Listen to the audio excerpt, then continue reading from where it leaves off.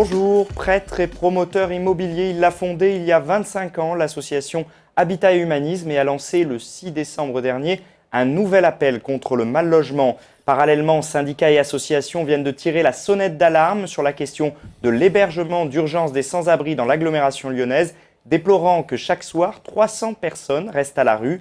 L'arrivée du froid, les fêtes de fin d'année et le contexte de crise, autant de sujets qui placent le logement au cœur de l'actualité. Et notre invité au premier plan, le père Bernard Dever, répond à nos questions dans Droit de Cité. Bonjour. Bonjour. Et on débute tout de suite avec cet appel récent des syndicats et associations et Olivier Vassé de Tribune de Lyon qui vous interroge. Oui, Bernard Dever, justement, pourquoi Habitat et Humanisme n'a pas signé cet appel ? Alors, Habitat et Humanisme intervient essentiellement sur le logement. C'est vrai que progressivement aussi, on intervient dans le cadre de l'hébergement et que cette année, on va d'ailleurs, à partir du mois de janvier, ouvrir sur Tinsaint-la-Demi-Lune un hébergement de 50 places.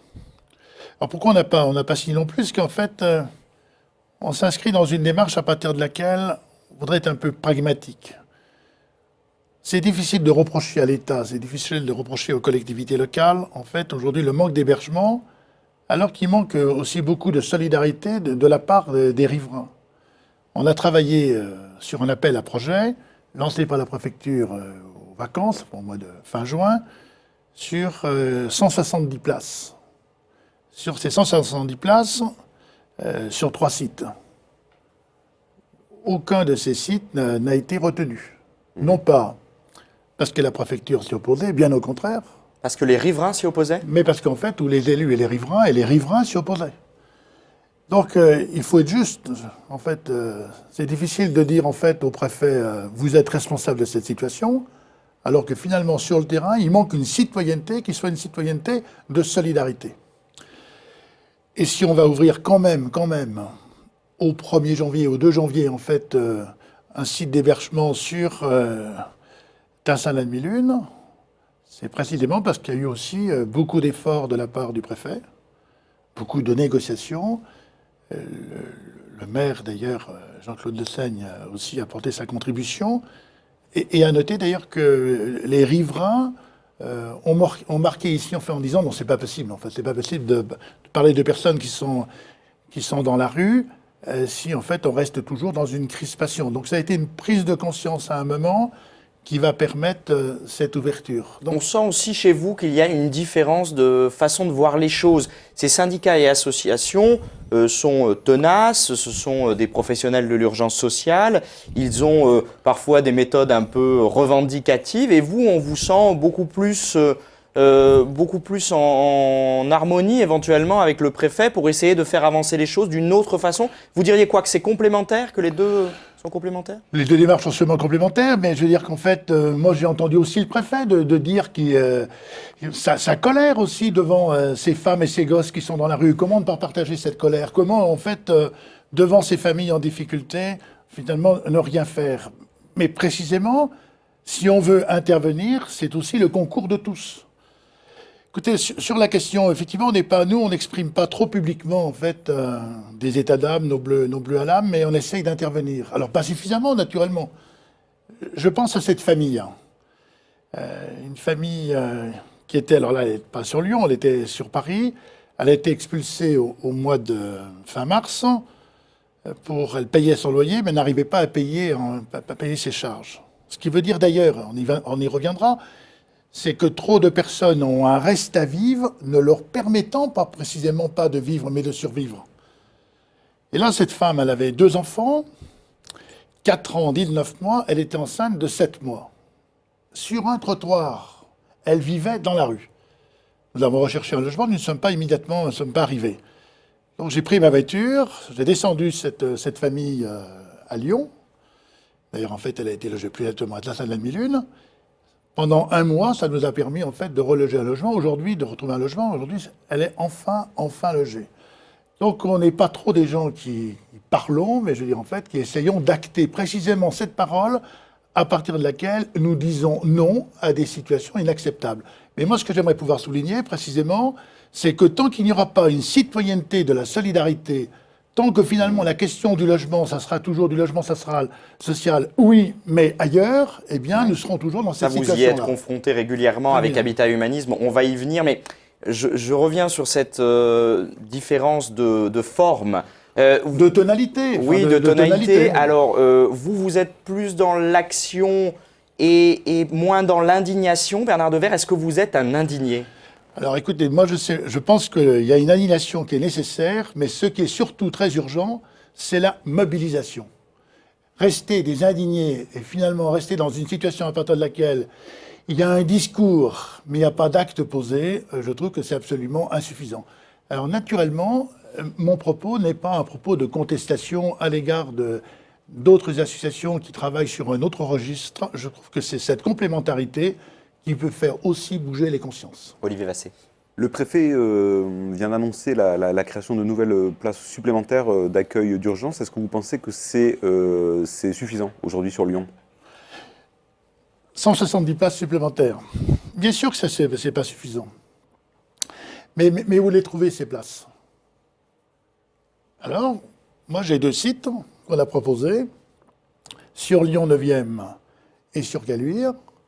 Ces sites ne sont pas retenus parce qu'en fait, il y a une opposition. C'est-à-dire que là, il manquait 300 places, on en a trouvé 170, il manquerait quoi, 130 places environ ? Non, mais il manquera toujours plus de places que ça. Plus de places, et ça, c'est... En fait, mais combien est-ce que les autorités disent à peu près ? Mais il manquerait 500, peut-être même 1000 places. 1000 places. C'est quoi, c'est l'appel d'air ? Est-ce que les autorités le disent à demi-mot sans le dire vraiment ? C'est-à-dire que plus on offre de places, plus il y a de gens qui en demandent. Il y a un phénomène qui est de cet ordre-là ? Naturellement, si en fait, il y a tellement une situation qui est tellement dramatique que finalement, là où il y a des places qui sont disponibles, en fait, les gens viennent. Elles sont immédiatement occupées. Donc ça veut bien dire qu'on ne peut pas, si on veut essayer de travailler sur une approche un peu constructive, il faut repenser aussi à la fois l'accueil des personnes qui viennent de l'extérieur, et comment leur refuser d'ailleurs d'entrer dans la mesure où, en fait, si on pense notamment des populations qui viennent de l'Europe de l'Est, elles n'ont rien. Donc, en fait, elles espèrent trouver chez nous, en fait, une amélioration de leurs conditions. Que de déception, d'ailleurs, en fait, pour ces familles. Que de déception. Donc, il y a sans doute une invitation à voir comment nous pourrions aussi investir la solidarité, aider ces pays aussi à plus de solidarité, comment aussi nous-mêmes apporter un peu un savoir-faire pour parvenir en fait à éviter cette situation qui est absolument dramatique. Mais vous avez le sentiment que le préfet fait tout ce qu'il peut pour trouver des places supplémentaires ? Aujourd'hui, alors lui, à titre personnel, vraiment, il fait ce qu'il peut. Alors ça, tout à fait, ça c'est sûr. Écoutez, quand il est venu à Lyon, il a réuni en fait les acteurs du logement social et il leur a dit je n'accepte pas, je ne peux pas accepter qu'il y ait des femmes et des gosses qui soient dans la rue, quoi. Et en fait, c'était le cri d'un homme, quoi. Donc, c'est le cri du cœur aussi. Et cet homme, il a essayé, en fait, ce préfet, il a essayé aussi de trouver des réponses. Moi, je dis, si les réponses, elles ne sont pas toutes trouvées, c'est trop facile de rejeter la faute sur l'État. De l'État. Hein. C'est toujours pareil. Il n'y a qu'à, hein. Le sujet, il n'y a pas, il y a qu'à. Il y a en fait à se poser la question, et c'est un problème de responsabilité, comment nous allons nous intervenir là où nous sommes, à notre place, pour précisément déplacer des situations qui créent un tel drame. Alors vous dites, les riverains s'opposent régulièrement au projet que vous essayez de mettre en place, vous et d'autres. Et puis il y a le contre-exemple aussi, même si on reviendra sur cette opposition, il y a le contre-exemple, c'est par exemple dans le 5e arrondissement, à la Maison Saint-Irénée, prêtée pour la 2e année consécutive à des associations pour accueillir des personnes en difficulté. Les dirigeants d'Alinéa, par exemple, l'association qui gère ce foyer provisoire, une centaine de places cette année, disent c'est incroyable l'accueil positif qu'on a reçu et des élus du quartier et des gens. Alors, ça arrive. Votre observation, elle est tout à fait juste. Au fond, l'indifférence ou parfois ce qu'on peut appeler le mépris de l'autre, c'est pas un mépris, c'est une peur. On a peur de l'étrange, on a peur de l'étrangeté, et donc ça entraîne parfois aussi la peur de l'étranger. Et au regard de la peur, ce ne sont pas des discours qui vont briser la peur. Qu'est-ce qui peut briser la peur ? Ce sont des opérations de type, effectivement, de Saint-Irénée, où ça n'a pas été très facile. Non. Hein, il y a eu une opposition, il y a eu une crispation, puis finalement, Ça s'est bien passé. Il y a même eu une forme de solidarité des gens du quartier. Alors, c'est exactement. On est passé même d'une situation d'opposition à une situation à partir de laquelle les gens se sont mis à regarder en disant mais finalement, pourquoi on est rentré dans une telle démarche de refus, à aujourd'hui, à une adhésion. Mais toutes nos opérations, au sein de l'habitat humaniste, précisément, on passe par ces 3 stades. Et donc, ça veut dire que davantage on est engagé sur le terrain avec des opérations et qu'on ait un peu le courage, l'audace de résister pour dire ces opérations, il faut absolument faire en sorte qu'elles sortent. Et puis on s'aperçoit au bout d'un certain temps que finalement, elles sont largement accueillies. Je prends une opération qui s'appelle la maison Christophe Mérieux, qui est rue Cavenne à Lyon. On a eu un recours, il y a eu un procès en disant « mais vous faites du tort ».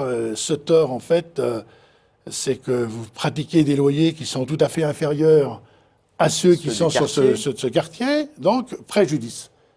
Ce préjudice fait qu'on a eu ce procès. Comme si, en fait, en France, il y avait des territoires pour des riches et des territoires pour les pauvres. Et vous, ça fait 25 ans que vous dites le contraire. Vous dites qu'il faut de la mixité sociale. On dit à la fois le contraire, mais on dit aussi que la République, elle est une et indivisible. Donc, il n'y a pas des territoires pour les uns et des territoires pour les autres. Évidemment, cette opération, on est arrivé à la réussir.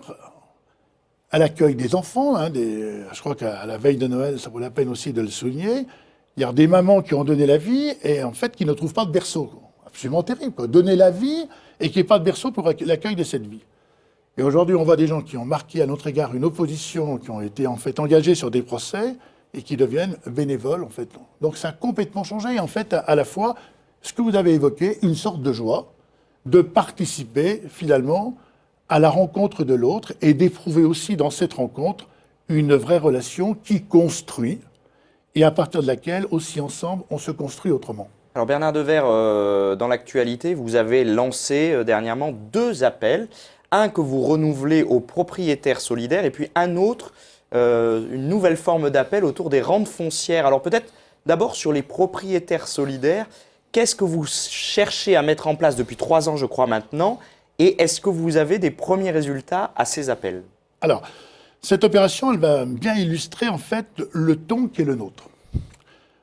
On n'est jamais dans une situation à partir de laquelle on dénonce si on ne parvient pas à énoncer des propositions crédibles. Et ces opérations, pour être crédibles, elles peuvent pourtant marquer une certaine utopie, l'utopie au sens étymologique de ce mot, c'est-à-dire un lieu qui n'existe pas mais qu'il s'agit de faire exister. Donc au lieu de jeter l'opprobre contre les propriétaires en disant finalement ils comprennent rien, etc., et ils ne sont jamais au rendez-vous de la solidarité, eh bien nous avons un autre discours. C'est de dire, vous, propriétaires, ces biens, vous avez des biens qui sont vacants. Dans le même temps, il y a des quantités de familles qui recherchent un toit.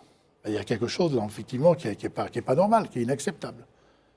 Alors on va entendre le propriétaire qui va dire « Ah oui, mais moi j'ai pu louer aussi mon appartement, mais mon appartement, le locataire, il est parti à la cloche de bois, ou je l'ai retrouvé dans un état absolument impossible, enfin, etc. » Il y a des multiples raisons, des bonnes et des moins bonnes, qui font que des logements sont vacants. Alors s'il y a des mauvaises et des bonnes raisons, on va essayer précisément de trouver raisonnablement une approche à partir de laquelle les propriétaires vont dire finalement pourquoi pas. Et donc nous croyons que la solidarité, propriétaire ou pas propriétaire, elle nous concerne absolument tous. Donc l'opération propriétaire et solidaire, elle repose sur un triptyque qu'on pourrait appeler finalement un PEA. Alors je vais P comme propriétaire, c'est-à-dire finalement des personnes qui se disent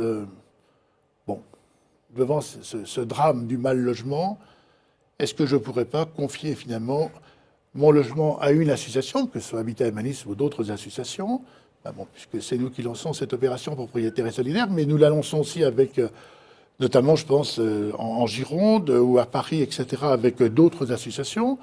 On pourrait ici à Lyon, avec les sans-abri, tout à fait en fait des possibilités de collaboration. Heureusement, la solidarité doit aussi se vivre inter-associations, et de leur dire, eh bien, nous vous garantissons en fait un loyer. Ce loyer, par contre, naturellement, il ne peut pas être celui du prix du marché, parce que le prix du marché est aujourd'hui un prix trop souvent déraisonnable. Les prix se sont envolés Et parce que les prix se sont envolés, finalement, on vole à des familles la possibilité de se loger. Donc nous souhaitons que les propriétaires acceptent de louer à un prix qui soit de l'ordre de 30% inférieur au prix du marché. Nous garantissons les propriétaires que ce loyer sera payé, et donc en fait c'est Habitat Humanisme qui est locataire de ce logement, et comme locataire, naturellement, est soumis à ses obligations de locataire comme tout locataire. Et puis il y a aussi en fait l'État, pour ça PEA, P propriétaire, E comme État, l'État qui a une fiscalité attractive pour ces loyers, puisqu'en fait 75% des premiers loyers ne sont pas soumis à l'impôt sur le revenu des personnes physiques. Donc cette fiscalité attractive, elle correspond aussi à une approche éthique sur laquelle nous nous battons depuis des années, pour qu'il y ait une cohérence entre l'avantage fiscal et l'avantage social. Et donc, A comme association, A pour s'avancer finalement aussi auprès de ceux qui sont en difficulté et de leur offrir en fait ce toit. Il faut savoir qu'en France, sur les 8 premières agglomérations françaises, c'est-à-dire ces agglomérations où il y a une pénalité pour des loyers qui sont pour des logements vacants et sans explication, ça représente une pénalité de 17 millions d'euros. Ces 17 millions d'euros, c'est 400 000 logements qui sont inoccupés. Vous vous rendez compte, si on parvenait, donc là, sur ces agglomérations importantes, c'est-à-dire là où la situation du logement est la plus tendue, à faire en sorte qu'il y ait 5-10% de ces logements vacants, il y a quelque chose qui changerait.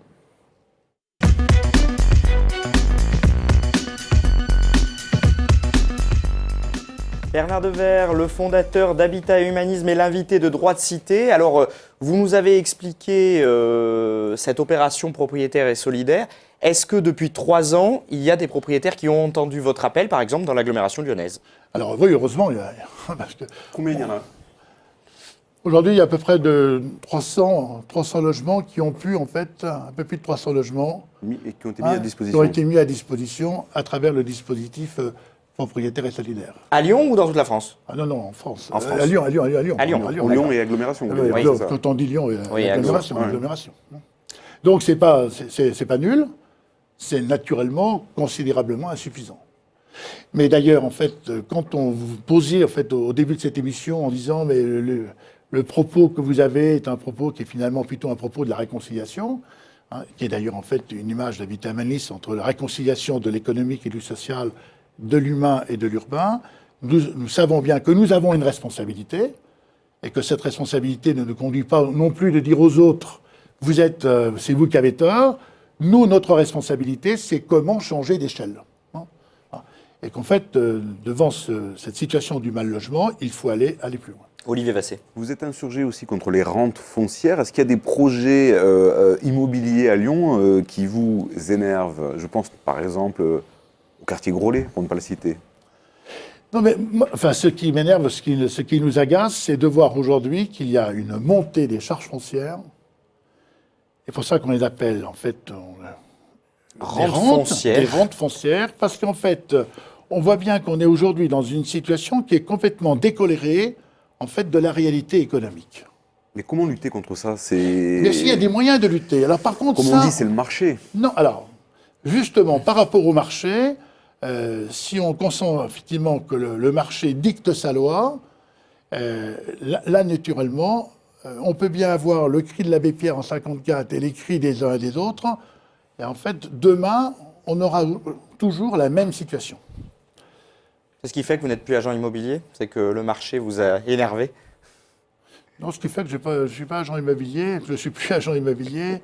D'ailleurs, je n'ai jamais été agent immobilier, en fait, j'ai été promoteur immobilier. Mais j'ai aussi ma part de responsabilité, en fait, au regard de cette activité, que je continue. Moi, je pense que le marché doit être un marché régulé. Et quand on paye aujourd'hui des charges foncières... Le logement devrait être régulé, c'est une activité mais oui, c'est à part dans une activité primaire. Ouais. Je veux dire, sans logement, sans toit, il n'y a pas de soi. Quoi. Donc, on voit bien qu'aujourd'hui, on parle de logement social. On parle de logement social. Alors, qu'est-ce qui définit le logement social? Le financement. Mais quand le financement est un financement comme le prêt locatif social, enfin je ne vais pas être technique, mais que ce financement est éligible pour 70% des Français au regard de leurs ressources, naturellement, les plus démunis n'accèdent jamais au logement dit social. Donc il y a véritablement une invitation aujourd'hui face à cette observation qui peut entraîner une forme d'indignation, mais une indignation qui, là encore, doit conduire à une mobilisation. Cette mobilisation, c'est de dire qu'il y a pratiquement tout.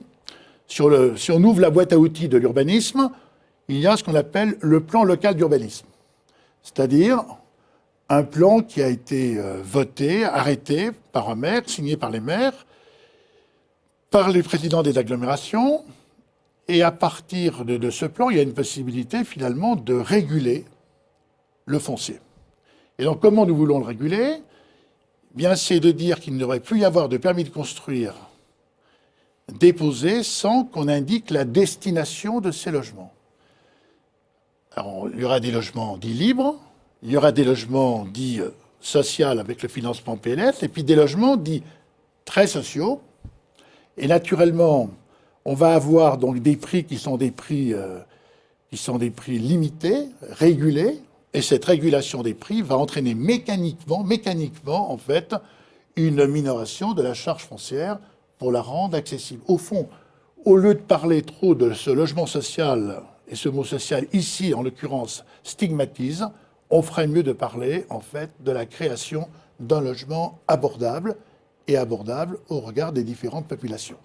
Au fond, s'il y a une crise de la ville, s'il y a une crise des villes, c'est qu'on construit la ville à travers, en pensant qu'il s'agit de construire donc des pierres. Or, la ville, on ne la construit pas avec des pierres, on la construit à partir de relations. Je reviens d'un mot avec peut-être une réponse rapide sur la question d'Olivier Vassé. Est-ce qu'il y a des projets immobiliers aujourd'hui, à Lyon, c'est quand même tous azimuts dans l'agglomération, qui vous énervent, sur lesquels, par moment, vous avez essayé de vous positionner aussi, mais parce que vous n'avez peut-être pas les mêmes possibilités que certains promoteurs, vous n'avez pas été retenu. Est-ce qu'il y a des choses qui vous agacent ? Ce qui m'agace, c'est précisément, nous on sort lundi, on vient d'inaugurer un immeuble dans rue Tronchet, rue Tête d'Or. D'ailleurs, il y a eu plein de recours, on a mis 4 ans pour sortir l'opération, donc vous voyez que la citoyenneté, elle était loin d'être une citoyenneté solidaire de la part des riverains. Aujourd'hui, on s'aperçoit que il y a un beau geste architectural, il y a une bonne attribution en fait des logements entre des personnes âgées, des étudiants qui sont issus des quartiers dits sensibles et qui vont rejoindre les classes préparatoires en fait du lycée du Parc, des familles qui ont eu les moyens de se porter acquéreurs en fait de ce logement, et le résultat de cette opération, au lieu de se le mettre dans les poches, eh bien, ce résultat a permis en fait d'atténuer le prix du logement pour d'autres, et donc la richesse des uns a permis en fait, a fait en sorte qu'on est arrivé à cette richesse des biens pour une richesse des liens. Olivier Vassé. Vous avez créé Habitat et Humanisme il y a 25 ans. Au niveau du bilan, est-ce que la situation ne s'est pas empirée ? Alors la situation, elle s'est naturellement empirée. Rapidement, parce que j'aimerais qu'on évoque Noël alors qu'on arrive au terme de cette émission. Elle s'est empirée parce qu'en fait, la précarité s'est largement aggravée et que la pauvreté, elle s'est durcie. Donc on voit bien la nécessité pour Habitat et Humanisme ou d'autres associations de passer en fait sur un autre registre qui est celui de l'entrepreneuriat social, c'est-à-dire intervenir pour que l'économie, comme en soi, soit aussi le lieu d'une solidarité et non pas simplement en fait une approche marginale qui est souvent considérée comme étant, à juste titre d'ailleurs, comme l'expression, enfin l'action du caritatif. Il faut qu'il y ait maintenant une trace de la gratuité dans l'économie et notamment dans l'acte économique lié au logement, sinon nous assisterons en fait à des situations de plus en plus douloureuses. Et là, pour ça, vous avez encore du travail, Bernard Devers. Il y a une campagne électorale qui est déjà bien lancée, là. Est-ce que vous allez lancer un appel aux candidats ? Est-ce que vous allez leur demander de s'exprimer sur le logement ? Ah oui, alors je veux dire qu'en fait, sur cette question du logement, d'ailleurs, moi, je trouve tout à fait ce silence assourdissant, en fait, aujourd'hui des politiques, au regard de la question du logement, quelles que soient les sensibilités politiques. Véritablement, la question du logement, arrêtons les promesses de dire qu'il n'y aura plus personne dans la rue. Il y a véritablement une approche, mais qui doit aussi s'inscrire sur des réglementations nouvelles et donc cette nécessité de la régulation. En cette période de Noël, on ne peut pas y échapper. Vous êtes prêtre et non seulement fondateur d'Habitat et Humanisme. Est-ce que ça doit résonner particulièrement, cette question du logement, dans cette période de fête, de consommation à outrance par moment? Écoutez, difficile de dire joyeux Noël à des familles qui n'ont pas de logement. Alors qu'est-ce que change Noël? Eh bien, Noël, c'est précisément les puissants n'en savent rien. Il y a eu des bergers, c'est-à-dire finalement des pauvres, et qui ont suivi une étoile, c'est-à-dire qu'en fait, qui ont découvert un signe leur permettant d'aller devant l'enfant Dieu, qui n'est absolument pas l'enfant roi. Et à partir de cet enfant, eux-mêmes ont découvert en fait qu'il y avait l'invitation à prendre un autre chemin. C'est seulement en prenant cet autre chemin qu'on peut dire en vérité « Joyeux Noël ». Merci Père Bernard Devers d'avoir répondu à nos questions. Merci à vous de nous avoir suivis. Cette émission est disponible bien sûr sur les sites de RCF, TLM et Tribune de Lyon. Et très joyeux Noël à tous.